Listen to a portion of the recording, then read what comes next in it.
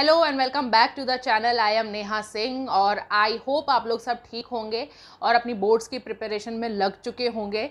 आज का हमारा टॉपिक रहेगा जो हमने लास्ट वीडियो में जिसको हमने आधे में छोड़ा था, जो कि था फंक्शंस ऑफ सेंट्रल बैंक का एक पॉइंट, क्रेडिट कंट्रोल और मनी सप्लाई। तो मैंने आपको लास्ट वीडियो में भी बता दिया था कि ये अपने आप में एक बहुत बड़ा टॉपिक है, तो इसको हम नेक्स्ट वीडियो में कंटिन्यू करेंगे, क्योंकि उस वीडियो में इंक्लूड करके उस वीडियो की लेंथ को बढ़ाने का कोई फ़ायदा नहीं था, प्लस आपका इंटरेस्ट भी खत्म होता। लेकिन ये इंपॉर्टेंट टॉपिक है, तो मैं चाहती हूँ कि आप उसको अच्छे से समझें। और इसके साथ साथ ये काफ़ी इंटरेस्टिंग टॉपिक है जो एक्चुअल में जो प्रैक्टिकल में होता है बैंकिंग सिस्टम में, उससे रिलेटेड है। तो हमें फॉर श्योर आपको अच्छा लगने वाला है जान के कि अंदर अंदर कितनी सारी चीज़ें होती हैं सेंट्रल बैंक की, वो कितना सारा इसमें काम करती है हमारी इकोनॉमी से रिलेटेड। तो मेरी वीडियो में एंड तक बने रहें, और अगर अभी तक सब्सक्राइब नहीं किया है तो प्लीज़ ज़रूर सब्सक्राइब करें। तो हमारा टॉपिक था credit control and money supply. ठीक है, तो यहाँ पे दो चीज़ें ऐड हो रही है, क्रेडिट कंट्रोलर के तरीके से काम करता है और मनी सप्लाई का जो रिक्वायरमेंट होती है उसको भी वो फुलफिल करता है। ठीक है, तो क्रेडिट कंट्रोल का मतलब यहाँ पर ये है कि जो लोन एक्टिविटीज़ होती हैं इकोनॉमी में, कि लोन कितना देना है, कितना नहीं देना है, किस टाइम पे ज़्यादा देना है, किस टाइम पे कम देना है, वो चीज़ डिसाइड करना। और मनी सप्लाई यानी हमने पहले भी पढ़ा था, मनी सप्लाई यानी कि कितना इकोनॉमी में पैसा छोड़ना है, कितना स्टॉक मनी का होना चाहिए इकोनॉमी में, वो भी कंट्रोल या उसका भी ध्यान रखती है सेंट्रल बैंक। ठीक है, तो वो क्या कैसे करती है इन सब कामों को, उसके लिए उन्होंने कुछ दो इंस्ट्रूमेंट्स हैं जो जिसके अंडर वो काम करती हैं। ठीक है, तो एक है क्वांटिटेटिव, एक है क्वालिटेटिव इंस्ट्रूमेंट। क्वांटिटेटिव इंस्ट्रूमेंट में जो मनी सप्लाई होता है, वो चीज़ों मनी सप्लाई को कंट्रोल करने के लिए स्टेप्स लिए जाते हैं। क्वांटिटेटिव इंस्ट्रूमेंट सिर्फ फोकस करते हैं जो मनी सप्लाई है उसको या तो कंट्रोल करना ज़रूरत पड़ने पे, या फिर रिलीज़ करना मनी को ज़रूरत पड़ने पे सिचुएशन के हिसाब से। तो वो आ जाएगा क्वांटिटेटिव हमारे इंस्ट्रूमेंट में। क्वालिटेटिव इंस्ट्रूमेंट में क्या होता है, यहाँ पर जो डिफरेंट सेक्टर्स जो काम कर रहे हैं, जैसे सर्विस सेक्टर हो गया, एग्रीकल्चर सेक्टर हो गया, अपना प्रोडक्शन वाला सेक्टर हो गया, प्रोडक्शन किसी भी चीज़ का हम FMCG का लेके चलें, तो ये जो डिफरेंट सेक्टर्स जो काम कर रहे हैं इकोनॉमी में, तो उसमें वो सेक्टर में कितना लोन या कितना जो क्रेडिट है, एक तरीके से ये क्रेडिट कंट्रोल बेस्ड है। ये तो मनी सप्लाई बेस्ड हो गया और ये क्रेडिट कंट्रोल बेस्ड इंस्ट्रूमेंट हो गया। तो किस सेक्टर में कितना क्रेडिट, कितना लोन अलॉट करना है, उसमें आपस में कैसे चेंजेस होते हैं, वो चीज़ डिसाइड होती है क्वालिटेटिव में। ठीक है, यहाँ पे मनी सप्लाई डिसाइड होता है, यहाँ पे फोकस होता है जो क्रेडिट एक्टिविटीज़, जो लोन एक्टिविटीज़ हो रही है डिफरेंट सेक्टर में, उस पर फोकस्ड होता है। ठीक है, आई होप आपको ये दोनों का डिफरेंस समझ में आ गया होगा। अब चलते हैं, पहले हम क्वांटिटेटिव जो इंस्ट्रूमेंट्स हैं वो देख लेते हैं। तो सबसे पहला है हमारा बैंक रेट। बैंक रेट और रेपो रेट दोनों सेम हैं। ठीक है, डिफरेंस क्या है वो मैं आपको अभी इसमें समझाती हूँ। बैंक रेट और रेपो रेट दोनों सेम है, तो उसको हम साथ में लेके चलेंगे। बैंक रेट और रेपो रेट कौन सा रेट होता है, जिस रेट पे कमर्शियल बैंक लोन लेती है सेंट्रल बैंक से। ठीक है, तो वो इंटरेस्ट पे करती है। अब जिस तरीके से हम लोग लोन लेके आएंगे कमर्शियल बैंक से, तो हम उनको इंटरेस्ट पे करेंगे। ठीक है, तो उसी तरीके से कमर्शियल बैंक, क्योंकि भाई हमने पहले ही पढ़ लिया था, कमर्शियल बैंक का जो बैंक है वो सेंट्रल बैंक होता है, तो उसको कभी आगे पैसों की ज़रूरत होती है तो वो सेंट्रल बैंक से कुछ अमाउंट लोन लेता है, तो उस लोन के बदले जो रेट फाइनल होती है, जो इंटरेस्ट फाइनल होता है, वो होता है बैंक रेट और रेपो रेट। ठीक है, अच्छा चलो यहाँ तक समझ में आ गया अच्छे से। अब नेक्स्ट स्टेप क्या है, अब इसमें हम कंट्रोल कैसे कर रहे हैं मनी सप्लाई। जब भी ऐसी कोई सिचुएशन आती है कि इकोनॉमी में मनी ज़्यादा फ्लो हो रहा है, ठीक है, इन्फ्लेशन वाला टाइम आ गया, ठीक, यानी इन्फ्लेशन छोड़ो, जैसे ज़्यादा फ्लो हो रहा है मनी, लेकिन हमें वो अब कंट्रोल में लाना है, तो क्या करेगी सेंट्रल बैंक, रेपो रेट और बैंक रेट को वो इंक्रीज़ कर देगी। जैसे ही वो रेट इंक्रीज़ करेगी, हमारा जो लोन है वो महंगा हो गया, तो कमर्शियल बैंक क्या है, जो पहले 100 करोड़ ले रहा था, उसी चीज़ को वो कम कर देगा। ठीक है, महंगा हो गया ना, तो वो कम कर देगा, वहाँ पर वो कम करेगा, तो हमारी जो पब्लिक है वो भी कमर्शियल बैंक, क्योंकि भाई जब वो साइकिल ऐसी तो चलेगी, सेंट्रल बैंक से कमर्शियल बैंक लेगा पैसे। ठीक है, तो सपोज़ यहाँ पर उसने बढ़ा के कुछ 2 से 3% कर दिया इंटरेस्ट। ठीक है, तो कमर्शियल बैंक ने जो पब्लिक को जो इंटरेस्ट वो चार्ज कर रही थी, उसने वो 7 से 10 कर दिया। अगर इंटरेस्ट हमारा ज़्यादा हो जाएगा, हमारी जो क्रेडिट है वो महंगी हो जाएगी, तो लोग कम खरीदेंगे, कम लोन लेंगे, ठीक है। तो कम लोन लेंगे तो मार्केट में कम पैसा पहुंचेगा, कम पैसा पहुंचेगा तो वहीं पर हमारी जो है मनी सप्लाई कंट्रोल में आ जाएगी, ठीक है। तो इस तरीके से वाइस वर्सा तरीके से काम करती है। अगर ज़्यादा हमें मनी सप्लाई छोड़ना है, ज़्यादा हमें मनी सप्लाई करवाना है उसमें इकोनॉमी में, तो हम क्या करेंगे, ये रेपो रेट और बैंक रेट को कम कर देंगे, ठीक है। तो वही है, अगर मनी सप्लाई इंक्रीज करना है तो बैंक रेट और रेपो रेट को हम कर देंगे कम, और अगर मनी सप्लाई को हमें कंट्रोल में लेके आना है और उसे कम करना है तो बैंक रेट और रेपो रेट को हम बढ़ा देंगे, ठीक है। यहाँ तक समझ में आ गया। अच्छा, अब इनमें डिफरेंस क्या होता है। रेपो रेट तो हो जाएगा अगर हम शॉर्ट टर्म, ठीक है, कम ड्यूरेशन वाले पीरियड के लिए लोन लेते हैं तो वहाँ पे जो रेट लगेगा, जो इंटरेस्ट लगेगा, उसको बोलेंगे रेपो रेट। और बैंक रेट होता है वही चीज़ कि अगर मीडियम से लॉन्ग टर्म का हम लोन लेते हैं, यानी कमर्शियल बैंक लोन लेता है सेंट्रल बैंक से, तो वो जो रेट लगेगा उसको हम बोल देंगे बैंक रेट, ठीक है। कम ड्यूरेशन वाला जो होगा वो रेपो रेट होगा, और ज़्यादा ड्यूरेशन वाला जो लोन होगा उस पर लगेगा बैंक रेट, ठीक। तो आई होप आपको ये दोनों अच्छे से समझ में आ गए होंगे। अब हम बढ़ते हैं लीगल रिजर्व रेशियो पे, LRR, जो कि मैंने आपको अपना जो मनी मल्टीप्लायर वाला जो वीडियो था उसमें मैंने आपको ये कंसेप्ट अच्छे से समझाया था कि LRR क्या होता है। अब LRR के अंदर भी मैंने आपको बताया था कि इसी के अंडर में 2 रेशियो आते हैं, तब मैंने आपको बोल दिया था कि हम आगे समझेंगे। तो अब यहाँ पर ये स्टेज है जब हम इसको समझें। LRR के अंदर 2 रेशियो आते हैं, जो कि होता है SLR और CRR। SLR यानी स्टैट्यूटरी लिक्विडिटी रेशियो, और CRR यानी कैश रिजर्व रेशियो। मैं बहुत कंजस्टेड हो रहा था तो मैंने वो सब क्लीन कर दिया। अब सिर्फ टॉपिक वाइज लेके चलेंगे तो अच्छे से और थोड़ा सा साफ साफ समझ में आ जाएगा। अच्छा, LRR यानी लीगल रिजर्व रेशियो, और SLR यानी स्टैट्यूटरी लिक्विडिटी रेशियो, ठीक है। अब मैंने आपको मार्जिनल जो मनी मल्टीप्लायर वाला जो वीडियो था उसमें मैंने आपको बताया था कि कुछ जो होता है वो रिजर्व बोलता है RBI यानी हमारा सेंट्रल बैंक रखने के लिए, कैश रिजर्व रेशियो, ठीक है। तो मैंने आपको बताया था कि RBI जो है, सेंट्रल बैंक जो है, वो बोलती है कमर्शियल बैंक को कि कुछ आपको रिजर्व रखना पड़ेगा, आप सारा लोन पे नहीं चढ़ा सकते हो, ठीक है। अच्छा, वो तक वहाँ तक तो ठीक था, लेकिन उसमें से कुछ जो है वो अपने लिए भी बोलती है कि आप हमको भी उसमें से कुछ अमाउंट दोगे, हमारे लिए भी एज अ रिजर्व उसमें से आप रखोगे, ठीक है। अच्छा, तो ये वाला जो CRR वाला जो होता है रेशियो, जो जितना भी ये कैश रिजर्व होता है, ये वाला जो होता है RBI के पास सबमिट होता है कमर्शियल बैंक के थ्रू, ठीक है। कैश रिजर्व रेशियो जो है, जो कुछ जो डिपॉजिट्स उसके पास आई है कमर्शियल बैंक के पास, उसका कुछ हिस्सा वो होता है CRR, जो कि RBI पे रिजर्व रखा जाता है, ठीक है। अच्छा, SLR क्या होता है, ये होता है उसी डिपॉजिट का पार्ट जो कि कमर्शियल बैंक खुद अपने पास रखती है। ये भी डिसाइड RBI ही करेगी कि कितना % आप अपने पास रख सकते हो, ठीक है।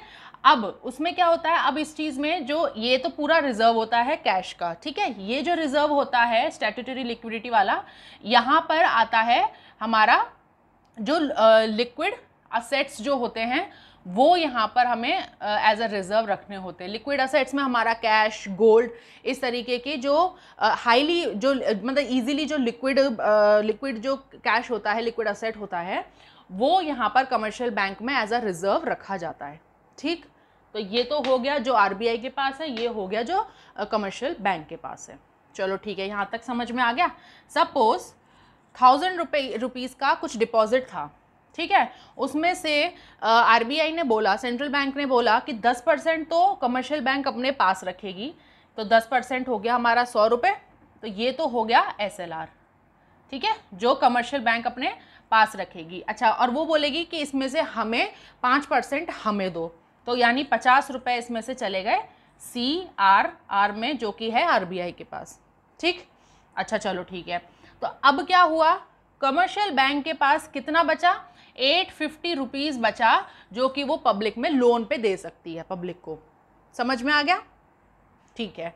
अब ये कैसे काम करती है मनी सप्लाई में, देखो मनी सप्लाई, जहाँ पर हमें मनी सप्लाई हमें कंट्रोल में लानी है तो हम क्या करेंगे, RBI क्या करेगा, इन्हीं दोनों रेशियो को वो बढ़ा देगा, ठीक है, इन्हीं दोनों रेशियो को वो बढ़ा देगा। जो यहाँ पर पहले 10% था और यहाँ पे 5% था, इसी को सपोज उसने कर दिया बढ़ाकर 20% ईच, तो क्या हो जाएगा, इसका 20% कितना हो गया 200 और बाकी का 200। ठीक, तो यानी अब ये हो गया 400, यानी पब्लिक को देने के लिए कितने बचे 600। तो अब पब्लिक को देने के लिए सिर्फ कमर्शियल बैंक के पास सिर्फ 600 रुपये ही बचे मनी उसको लोन पे चढ़ाने के लिए। तो हो गया, मनी सप्लाई कंट्रोल हो गया। जब पैसा ही नहीं है मार्केट में क्रेडिट देने के लिए, तो क्रेडिट क्या देगी और पब्लिक क्या क्रेडिट लेगी।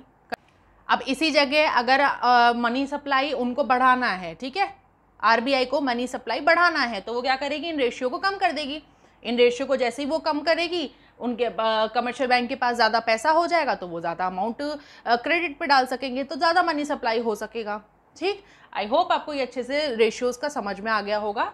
तो अगर मनी सप्लाई को बढ़ाना है, इंक्रीज करना है, तो SLR और CRR को RBI कम कर देगा, और इसके वाइस वर्सा मनी सप्लाई को अगर कम करना है तो SLR और CRR जो है RBI बढ़ा देगा। ठीक है, और ये क्या होते हैं वो आपको अच्छे से समझ में आ गया, मीनिंग समझते चलो तो ये अपने आप ही समझ में आ जाएगा कि कहाँ से कैसे क्या अप्लाई करना है जो मनी सप्लाई कम और ज़्यादा हो जाएगा। मीनिंग्स अच्छे से समझ लो कि इनका होता क्या है, मतलब क्या होता है और ये किस काम आते हैं। ठीक है, अब हम बढ़ते हैं नेक्स्ट टॉपिक पे।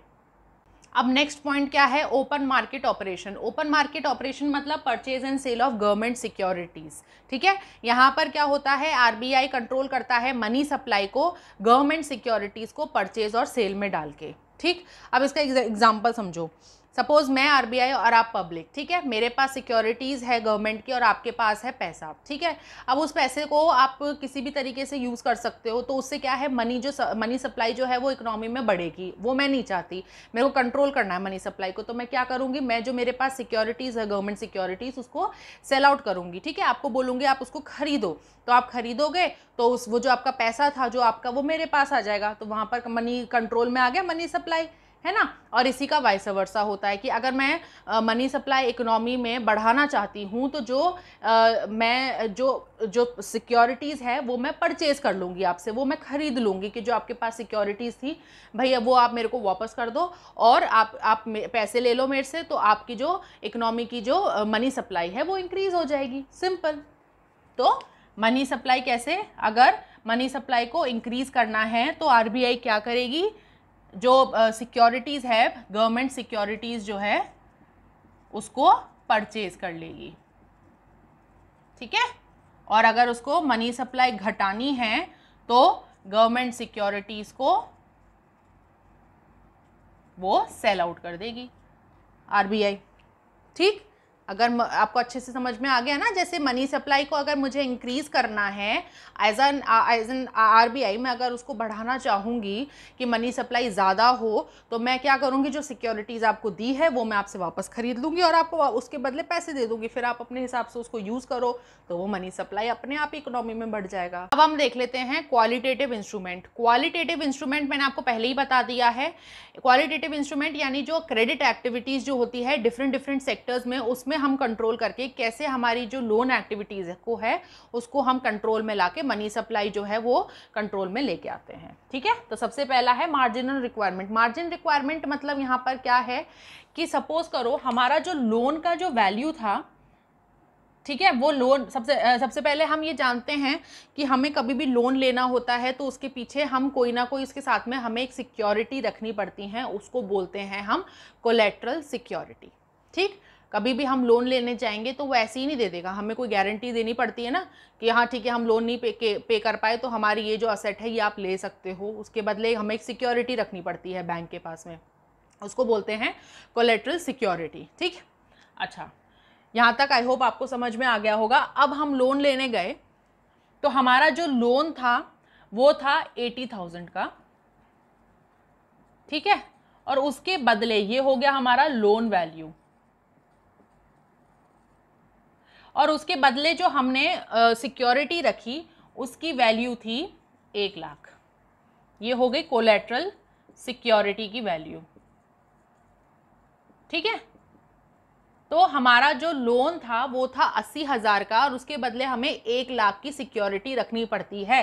तो ये जो हमारा 20,000 का जो ये गैप है ना, इसको हम बोलते हैं मार्जिन रिक्वायरमेंट। मार्जिन रिक्वायरमेंट बोलते हैं इसको, कि जैसे हमने जो भी हमारा जो कोलेटरल सिक्योरिटी की जो वैल्यू है उसके बदले जो हमें लोन मिल रहा है, कभी हमें फुल अमाउंट पे नहीं मिलता है कि 1,00,000 का हमने जाके सिक्योरिटी जमा करी और 1,00,000 का हमें लोन मिल गया, ऐसा नहीं होता है। तो वो कुछ जो गैप होता है उसको हम बोलते हैं मार्जिन रिक्वायरमेंट। ठीक है, अच्छा, अब यहाँ पर अगर हमें क्रेडिट जो है वो कंट्रोल करना है, मनी सप्लाई को रोकना है, तो हम क्या करेंगे? हम यहाँ पे ये जो मार्जिन रिक्वायरमेंट है इसको बढ़ा देंगे, आरबीआई इसको बढ़ा देगा। अब इसी जगह मान लो बढ़ा के उसने कर दिया कि हम 1,00,000 का कोलेटरल सिक्योरिटी देते हैं, तो हमें जो उसके बदले लोन मिलेगा वो 50,000 का ही मिलेगा। ठीक है, यही चीज़ 50,000 का हमारा मार्जिनल रिक्वायरमेंट हो गया। तो अपने आप ही जो लोग होंगे वो लोन कम लेने लग जाएंगे। तो हमें क्रेडिट जैसे ही कम करना होता है, हमें जैसे ही लगता है कि भैया अभी बहुत ज़्यादा लोन हमने दे दिया है मार्केट में, अब हमें इसको कंट्रोल में लाना पड़ेगा, तो आरबीआई क्या करेगी? मार्जिनल रिक्वायरमेंट जो है वो इंक्रीज़ कर देगी। और जहाँ पे हमें कस्टमर्स जो हैं, अपने जो पब्लिक है उसको अट्रैक्ट करना है कि नहीं आप ज़्यादा से ज़्यादा लोन लो, अपना इकोनॉमी में मनी सप्लाई बढ़ाओ या लोन लो ज़्यादा से ज़्यादा, तो वो इसी जगह पे मार्जिन रिक्वायरमेंट को कम कर देगी। ठीक, आगे समझ में? अच्छा, अब आगे बढ़ते हैं, जो है मोरल सुएशन। मोरल सुएशन मतलब ये होता है कि आरबीआई डायरेक्टली या इनडायरेक्टली, प्यार से या प्रेशर करके, जो कमर्शियल बैंक है उनको बोलती है कि कुछ गाइडलाइंस हैं लोन प्रोवाइड करने की, उस गाइडलाइन को प्रॉपरली फॉलो करना है। ठीक, अब ये गाइडलाइंस बेसिकली क्या होती है, यहाँ पर यही होती हैं कि जैसे मैंने आपको पहले ही बताया था कि क्वालिटेटिव में हम सेक्टर वाइज जो होते हैं वो क्रेडिट डिसाइड करते हैं कि कौन से सेक्टर को कितना हमें क्रेडिट प्रोवाइड करना है। ठीक है, क्रेडिट लिमिट इसमें हम डिसाइड करते हैं बेसिकली। तो मॉरल सुएशन में यही होता है कि जो गाइडलाइंस दी गई है आरबीआई की तरफ से कि कौन से सेक्टर को ईजीली लोन देना है, कौन से सेक्टर को ईजीली लोन नहीं देना है, वो ऑलरेडी अच्छा ग्रो कर रहा है तो वहाँ पर उसको ज़रूरत नहीं है तो उसको अभी रोक दो, और ये एक कोई सेक्टर है जहाँ पे अच्छी ग्रोथ नहीं हो रही है तो उसको भैया लोन दो, और उसको बोलो कि आगे उसको प्रमोट करो, मोटिवेट करो कि तू पैसे ले हमसे, लेकिन तू ग्रो तो कर, बढ़ तो सही आगे। तो वो इस तरीके से कुछ गाइडलाइंस प्रिपेयर करती है आरबीआई, और कमर्शियल बैंक को बोलती है प्यार से, प्रेशर करके कि नहीं, ये जो गाइडलाइंस है, ये जो डायरेक्शन हमने बनाया है उसको आपको फॉलो करना है। ठीक है, तो ये हो जाएगा मॉरल सुएशन। लास्ट है रैशनिंग ऑफ क्रेडिट। जैसे कि आप नाम से ही समझ पा रहे हो, रैशनिंग हो रही है। ठीक, यहाँ पे क्या होता है, आरबीआई बेसिकली कोटा बना देता है। ठीक है, कोटा डिसाइड कर देता है कि जैसे सपोज करते हैं, ये समझ में आ गया ना हमको, जैसे सपोज हम ले लेते हैं 1,000 रुपये है। ठीक है, अब उसने क्या किया, उसने कोई एक कोटा लिमिट बना दी बेसिकली कि भाई तुम 200 रुपये दोगे, 200 रुपये का ही लोन, ये तो मैं रुपए में ले रही हूँ लेकिन आप, ये तो करोड़ में होती है इनकी तो डीलिंग, तो ठीक है 200 रुपये है, ये आप दे सकते हो एग्रीकल्चर को। ठीक है, 300 रुपये है, ये आप दे सकते हो एफएमसीजी को। ठीक है, एफएमसीजी। फिर ये बाकी 500 दे सकते हो, भैया कोरोना का टाइम है, हमें अच्छी मेडिकल इक्विपमेंट्स चाहिए, तो ये आप मेडिकल या सर्विसेज में बेसिकली ये आप दे सकते हो। इसमें मेडिकल वाले में आप 500 रुपये का लोन दे सकते हो। ठीक है, ये एक लिमिट डिसाइड कर दी है आरबीआई ने यहाँ पर रैशनिंग ऑफ क्रेडिट में, मतलब एक कोटा, एक लिमिट डिसाइड कर दिया आरबीआई ने, इससे ज़्यादा का लोन आप मार्केट में पर्टिकुलर सेक्टर को नहीं दे सकते, ऐसा कमर्शियल बैंक को उसने बोल दिया है। तो ये होती है रैशनिंग, यानी कोटा, यानी एक लिमिट डिसाइड करना कि इससे ज़्यादा आप एक पर्टिकुलर सेक्टर में, इससे ज़्यादा आप लोन नहीं देंगे। तो ये हो जाएगा रैशनिंग ऑफ क्रेडिट। और स्टूडेंट्स, आज की वीडियो को हम यहीं एंड करेंगे। अब हम मिलेंगे अपनी अगली वीडियो में, जहां पर हम difference between central and commercial bank और रेपो रेट और बैंक रेट के बीच का डिफरेंस हम डिस्कस करने वाले हैं। तो आई होप आपको अच्छे से आज की वीडियो समझ में आ गई होगी, कुछ इंटरेस्टिंग भी लगी होगी, क्योंकि ये प्रैक्टिकल जो होता है उस चीज़ से लिंक्ड थी। तो आपको अच्छे से समझ में आया होगा कि सेंट्रल बैंक के पास और क्या क्या काम होते हैं। तो थैंक यू सो मच मेरी वीडियो में यहाँ तक बने रहने के लिए। वीडियो पसंद आई है तो प्लीज़ लाइक करें, शेयर करें, सब्सक्राइब करें अगर अभी तक नहीं किया है, कमेंट करें अगर आपको कोई सजेशन या कोई प्रॉब्लम है तो। और प्लीज़ स्टूडेंट्स मेरी वीडियो के और मेरे चैनल के संग ऐसे ही अपना सपोर्ट बना के रखें। Keep watching, keep studying and keep supporting my channel. Thank you.